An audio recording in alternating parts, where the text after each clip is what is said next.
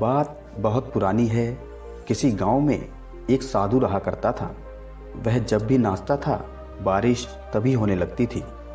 इसलिए गांव के लोगों को जब भी बारिश की ज़रूरत होती थी तब वह लोग उस साधु के पास जाते और उनसे अनुरोध करते कि वह नाचे।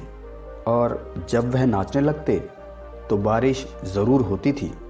कुछ दिनों बाद 4 लड़के शहर से गांव घूमने आए। जब उन्हें ये बात पता चली कि किसी साधु के नाचने से बारिश होती है तो उन्हें इस बात पर बिल्कुल भी यकीन नहीं हुआ।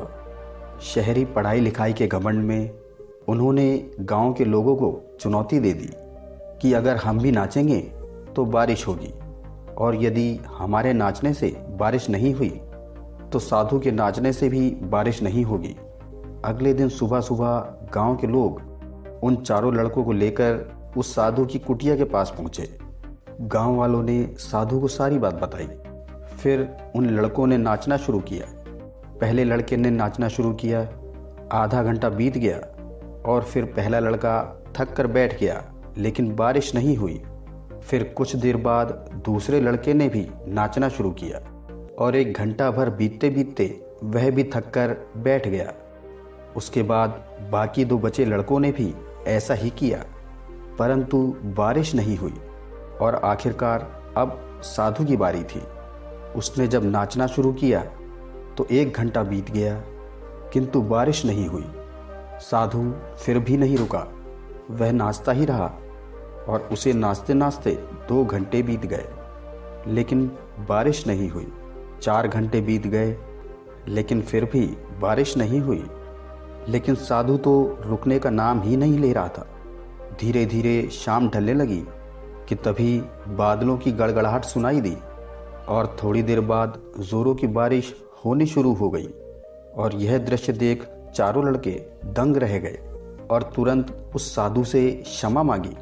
फिर चारों लड़कों ने साधु से पूछा कि बाबा, भला ऐसा क्यों कि हम लोगों के नाचने से बारिश नहीं हुई और आपके नाचने से बारिश हो गई? लड़कों का प्रश्न सुन साधु ने उत्तर दिया कि जब मैं नाचता हूँ तो 2 बातों का ध्यान रखता हूँ। पहली बात, मैं ये सोचता हूँ कि अगर मैं नाचूंगा तो बारिश को होना ही पड़ेगा, और दूसरी यह है कि मैं तब तक नाचूंगा कि जब तक बारिश ना हो जाए। और अगर देखा जाए तो सफलता पाने वाले के अंदर भी यही गुण विद्यमान होता है।